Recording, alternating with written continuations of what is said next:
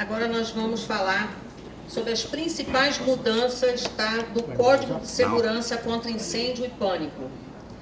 Quem vai falar para a gente é Saulo Souza, ele é arquiteto e engenheiro de segurança e sócio da empresa Itafogo. Então, Paulo, por aí.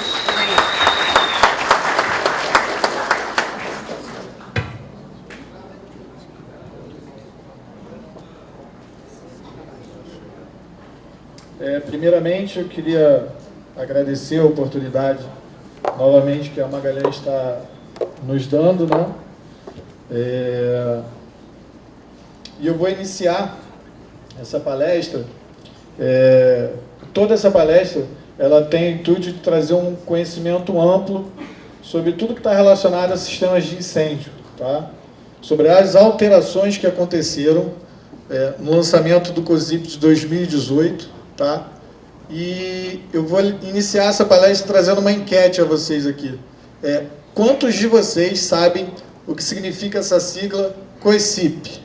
Por favor. Tem alguém que tenha conhecimento do que significa isso? Bom, o IP deve ser incêndio e pânico.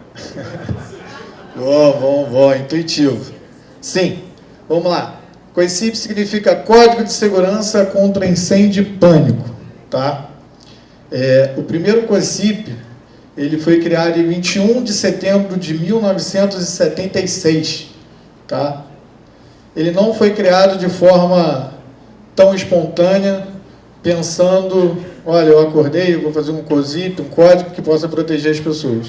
Até que isso acontecesse, foram necessários grandes incêndios por todo o Brasil, para que todo o poder público olhasse com mais seriedade para isso, tá? Eu vou trazer uma informação que é até um pouco impactante, que algumas pessoas até desconhecem da história aqui de Niterói. Um desses incêndios aconteceu aqui em Niterói, tá? Ele foi um incêndio do... Só um minutinho. Aqui eu falei sobre a criação dele. Um desses incêndios foi o incêndio do Gran Circo norte-americano, tá? Ele aconteceu aqui na cidade de Niterói. Para que vocês tenham a ideia de como é importante todos esses conjuntos de normas que foram criados posteriormente. Durante esse incêndio, a gente teve 503 vítimas, tá? A maior parte dessas vítimas foram encontradas aglomeradas na única saída que existia nesse circo, tá? Na construção desse circo não foi pensado em tratamento da lona, não foi pensado em equipamentos, dispositivos como extintores, não foi pensado em saídas de emergência, né? O incêndio aconteceu e, infelizmente, veio vitimar 503 pessoas. Eu estou até impactando um pouco isso a vocês, porque vocês são síndicos. E essa responsabilidade ela é atribuída a vocês, porque vocês fazem a gestão do condomínio. Então, essa responsabilidade de manter os equipamentos manutenidos e de seguir essa legislação, ela compete a vocês. Vamos lá, falar algo que é muito importante, tá? Como eu disse anteriormente, esse decreto 897, de 21 de setembro de 1976, ele cria o COSIP, após esses grandes incêndios, que foi o Gran Circo norte-americano, Joelma em São Paulo, Andorinha aqui no Rio de Janeiro também, e depois a gente tem um lapso temporal de normas de 42 anos.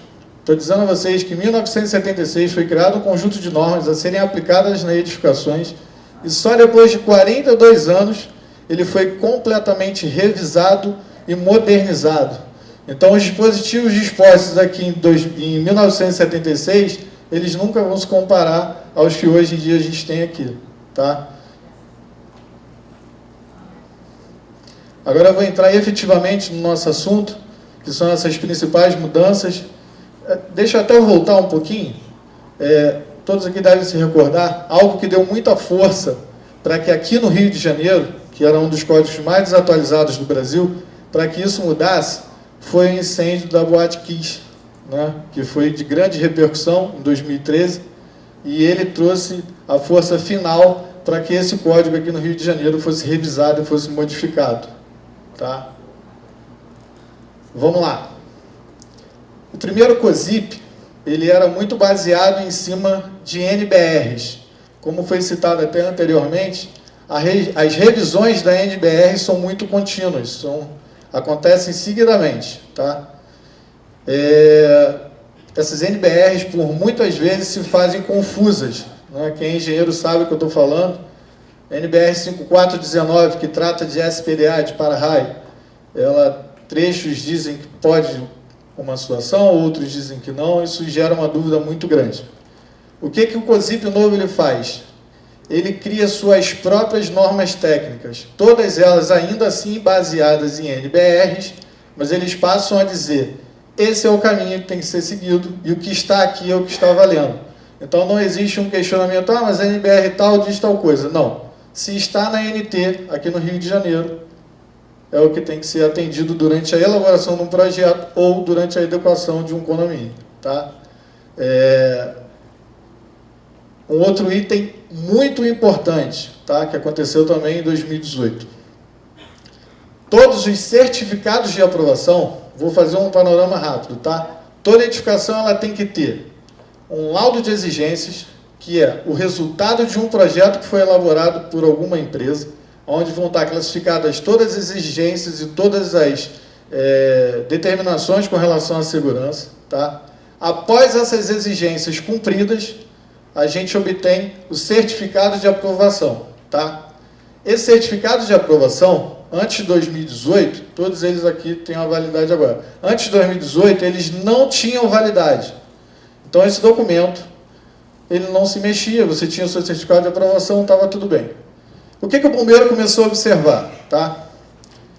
Todas essas normas técnicas e o COSIP, ele não é aplicado só em edificações residenciais multifamiliares. Ele também é aplicado em indústrias, comércio, ele é em um âmbito global. Tá?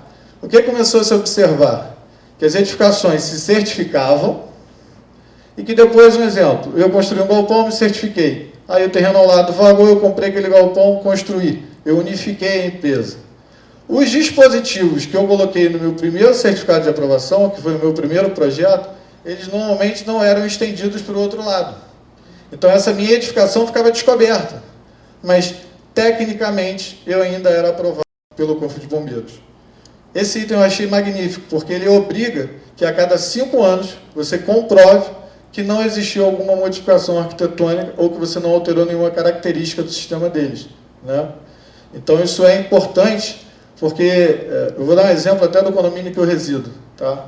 A construtora pré-dimensionou uma academia, mas ela não foi entregue. E agora a gente efetivamente vai fazer uma academia. Não foi dimensionado nenhum sistema de incêndio para esse local. E a gente está falando de um local que vai se tornar transitório.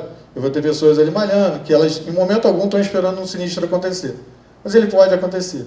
Então é importante que lá no 5º ano, quando o nosso certificado de aprovação for vencer, a gente vai ser obrigado a apresentar ao bombeiro que essa alteração existiu e a gente também vai ser obrigado a dimensionar itens de segurança para esse local. Então isso é algo muito importante e muito válido. Tá? Uma observação. Pode falar, desculpa. O laudo de exigências, ele sendo de 2012, tem problema tentar tirar o certificado hoje ou tem que renovar esse laudo? Não tem nenhum problema. Ainda no COSIP de 1976, eles faziam vários aditivos a fim de tentar modernizá-lo. Tá? Então, em 2004, existe uma norma deles que, se o condomínio segue minimamente aquelas normas de 2004, você pode fazer o pedido de certificado de aprovação. Obviamente, isso vai ser analisado e cabe ao bombeiro decidir se, normalmente, eles aprovam. Tá?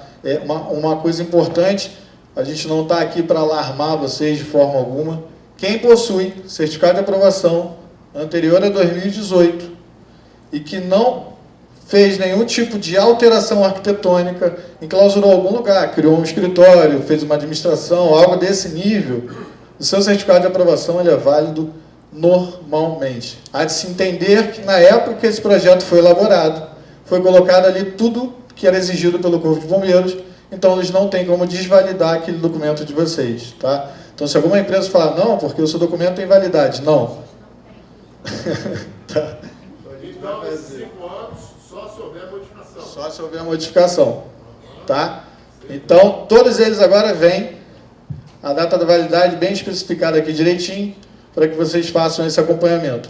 Eu aconselho, tá? Isso é um processo demorado, eu aconselho que essa entrada, a procura por uma empresa credenciada para tratar desse assunto, seja feita pelo menos de 6 a 1 ano antes, porque existe todo um relatório a ser feito, identificar se teve alguma mudança, para que a gente consiga fazer essa tramitação. Tá? A Ana daqui a pouco vai entrar aqui também. Ter esse documento no condomínio traz uma segurança enorme a vocês. Tá? Muitas vezes as seguradoras, quando elas fazem o seguro de vocês, elas não solicitam exatamente nada. Muitas vezes nem vistoria elas fazem.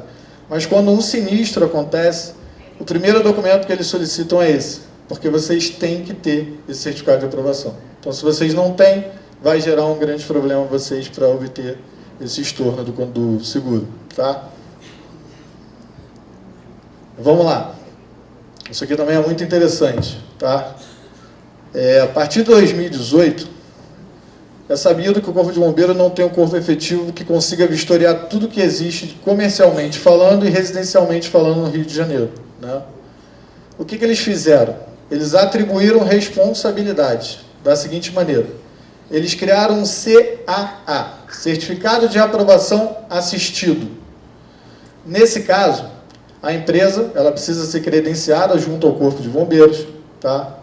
Ela vai fazer um laudo circunstanciado, que é um relatório muito parecido com essas vistorias prediais, mas ele tem um foco e uma ênfase só no que diz respeito a sistemas de incêndio. Tá? Então, a gente vai sinalizar pavimento G1, vou dar um exemplo de uma garagem. Está dizendo lá que eu tenho 100 bicos de sprinklers ou chuveiros automáticos. Então, eu preciso representar que esses 100 bicos de sprinklers estão lá instalados. Tá? Então, muitas das vezes, geram relatórios gigantescos, porque a gente tem que apresentar efetivamente tudo que está lá. Tá? Depois desse documento feito, é encaminhado um termo de responsabilidade ao administrador, ao síndico.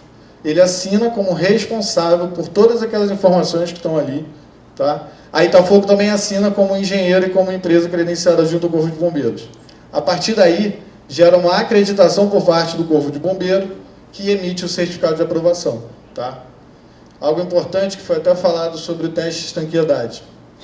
Para que se obtenha um certificado de aprovação, existe uma relação de documentações que, no ponto de vista do Corpo de Bombeiros, é básica para que seja apresentada a eles. Primeiro, o condomínio tem que ser dotado do laudo de exigência. Segundo, do laudo circunstanciado. A ART do teste de estanqueidade tem que estar dentro da validade do que pede a lei. Tá? Tem que ser feito por engenheiro mecânico, tudo certinho. E aí sim, depois dessa documentação toda anexada, a gente consegue dar prosseguimento com o processo e fazer a obtenção do certificado de aprovação. Vamos lá. Isso aqui é algo muito bacana e muito importante. Tá? Também no COSIP de 2018, eles passam a classificar as edificações em grupos. Isso é bom, porque isso facilita classificar quais itens de segurança vão ser aplicados na edificação. Volto a falar, eles deixam de usar as NBRs de forma aleatória e eles centralizam o que eles querem. Então, se eu tenho uma edificação multifamiliar, ela é A2, né? Então, eu já sei qual é a classificação da minha edificação. Posteriormente, eles te entregam uma planilha onde eles disponibilizam todo... É porque vocês não estão conseguindo ler. Mas eu estou aqui, ó, A2. Aqui são os equipamentos, os dispositivos que eu tenho que ter, e eu tenho ele aqui classificado. Então, aqui facilita de entender o que minha edificação vai precisar ou não como item de segurança. Tá? Itens que são indispensáveis, que vão estar sempre classificados em edificações multifamiliares, igual a de vocês. Tá? Extintores de incêndio, saída de emergência, sinalizações de emergência, todas elas fotoluminescentes. Tá? Existe um sistema novo, que foi até esse sistema que a gente trouxe, tá? Que ele é composto de uma central de alarme de incêndio e detecção, tá? Um acionador manual, aqui eu tenho um avisador audiovisual, e a gente completou esse sistema com um sistema de detecção, para que vocês entendam. Eu vou falar um pouco mais sobre eles daqui a pouco. Tá?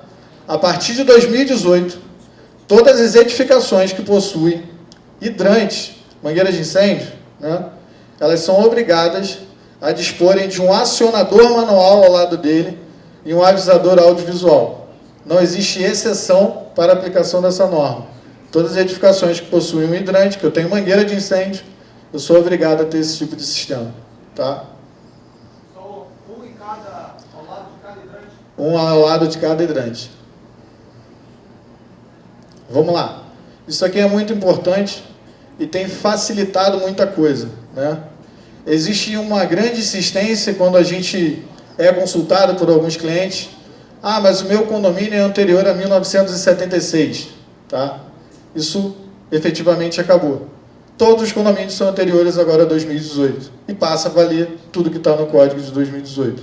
Volto a falar que só é válido se você estiver reformulando o seu projeto.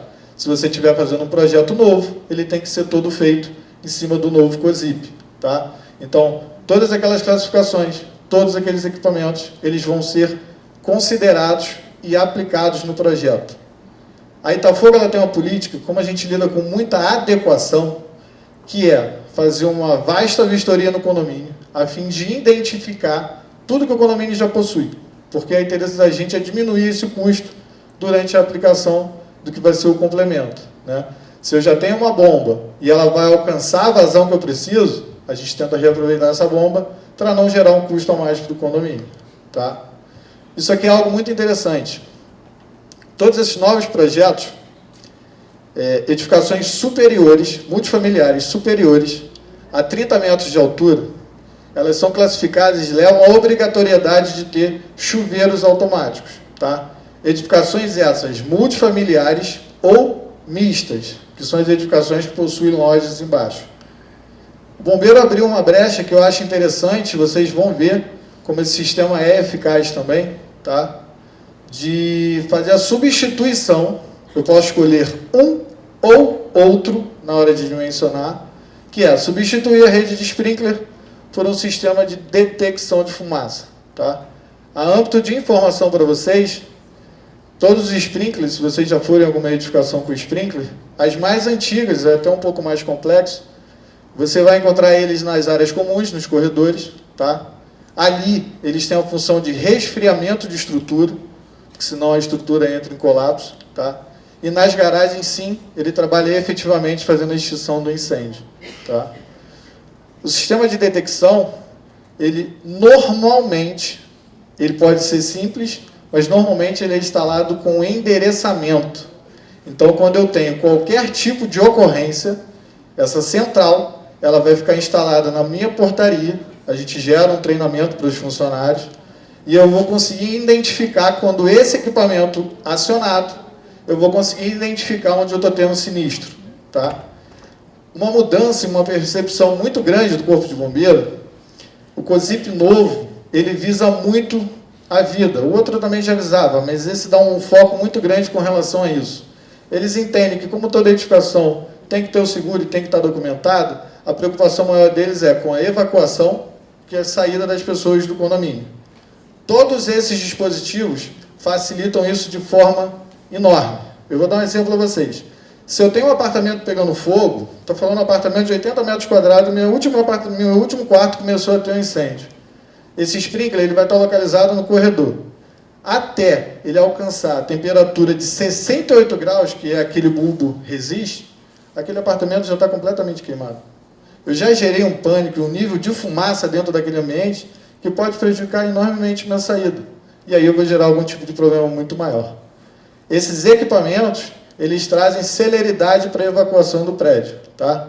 Vou simular aqui para vocês, para que vocês possam entender.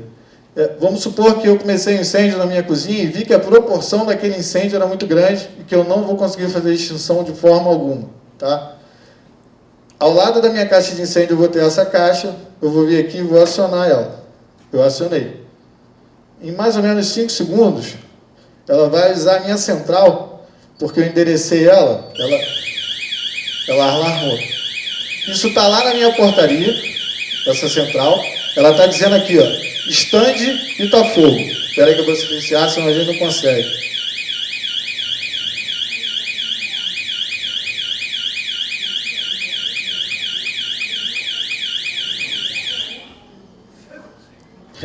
Vamos lá. O porteiro vai ser imediatamente avisado sobre esse sinistro e ele vai verificar o que está acontecendo. Tá?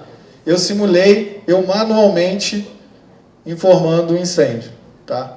A gente consegue programar essa central de tal maneira que ela, 1 minuto após acionado, esse acionador no meu andar, ela se repita nos demais andares, para que todas as outras pessoas tenham ciência que está tendo algum problema relacionado a incêndio. Um questionamento até de uma síndica lá fora, quando a gente estava conversando, é que essas edificações antigas elas só têm uma campainha sincronizada no térreo. Um apartamento de 24, um prédio de 24 pavimentos, dificilmente a pessoa que está lá no último andar vai conseguir ouvir esse som. Então, o Corpo de Bombeiro, pensando nisso, ele criou esse sistema e começou a ter essa exigibilidade. Tá? Espera aí, só um minutinho. Aqui a gente estava falando sobre a NT, né? Então ela é bem específica, como ele deve ser composto. Sistema de detectores, sistema de central, acionadores manuais e avisadores sonoros. Tá? Que é exatamente aquele modelo que a gente colocou ali. Não é complexa. E agora eu vou falar sobre algumas diferenças na autorização de troca de rede de chuveiros automáticos por detecção. Mas ela está especificando que tem que ser exatamente igual a esse, ou cada andar pode ter o alarme sonoro avisando. Na verdade, ela tem que ser dotada de uma central, que é onde vai ter todo o armazenamento das informações, um acionador e um avisador audiovisual. Mas aí eles padronizam o projeto, ele é padronizado exatamente como está aqui. Óbvio que os fabricantes podem variar de um para o outro. Mas isso é uma especificação exata Exata dos bombeiros. comprar esse pacote. Exatamente isso. É uma exigência dele. Cai exatamente no que eu falei. Como ela é uma NT, ela vai ali, ela detalha exatamente como tem que ser instalada, qual o modelo, quanto tempo demora para acionar, ela vem detalhando exatamente tudo. E ela dá essa obrigatoriedade. Volto a falar que só para novos projetos ou edificações que estão sendo construídas agora. Se o seu prédio já possui certificado de aprovação e não existiu nenhuma alteração que te faça tentar tramitar um novo projeto, não existe essa obrigatoriedade. Tá?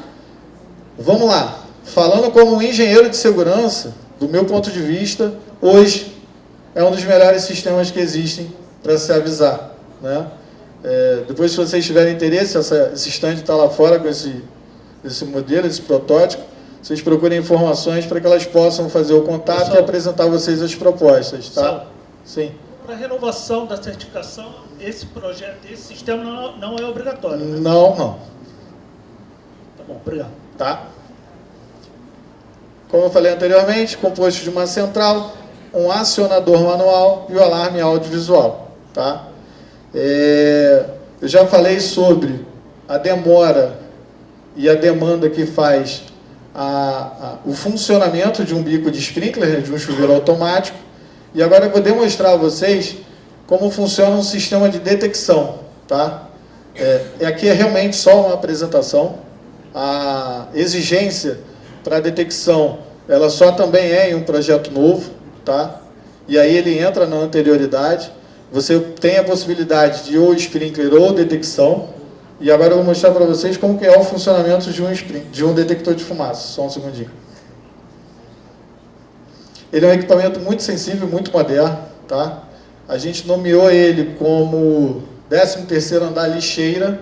E aí vocês vão entender como ele te direciona para você ir exato no foco do seu problema, né? Sem mais dificuldade.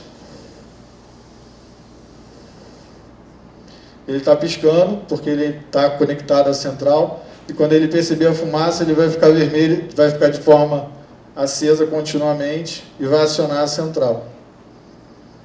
Ela vai acionar a primeira central, então o meu porteiro vai ter ciência, tá? Ela já me informou. 13º andar, lixeira. Né?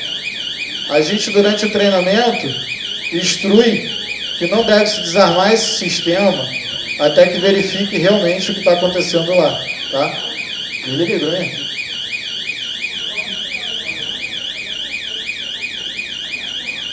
Não, silenciar aqui.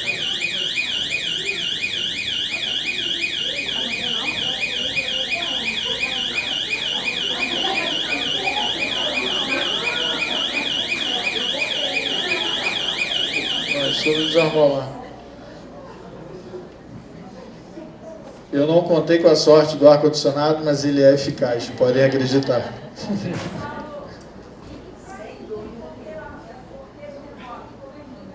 Então, como a Porter informou, a gente não teve tempo de fazer essa compatibilidade, porque essa central ficou montada no mesmo tempo que a porta dele ficou montada. Esse dispositivo, ele é completamente informatizado. A partir do momento que ela detectar e que ela for acionada, ela vai fazer uma chamada a Porter e a mesma informação que ela está dando na central, que o 13º andar está tendo alguns incêndios, eles vão receber junto. Imediatamente eles vão fazer a abertura de todas as portas e já vão instruir algum morador para que faça a verificação desse sinistro. Tá? Então, já é um trabalho pensado, já é um trabalho em conjunto entre Itafogo e Porter. Gente, é isso. A gente vai estar expondo ali fora, tá? Nossa área comercial está ali fora, tá? Esse sistema também está ali fora exposto para vocês. Qualquer dúvida, qualquer necessidade que vocês tenham, pode procurar lá fora que a gente vai estar aqui para atender vocês, tá bom?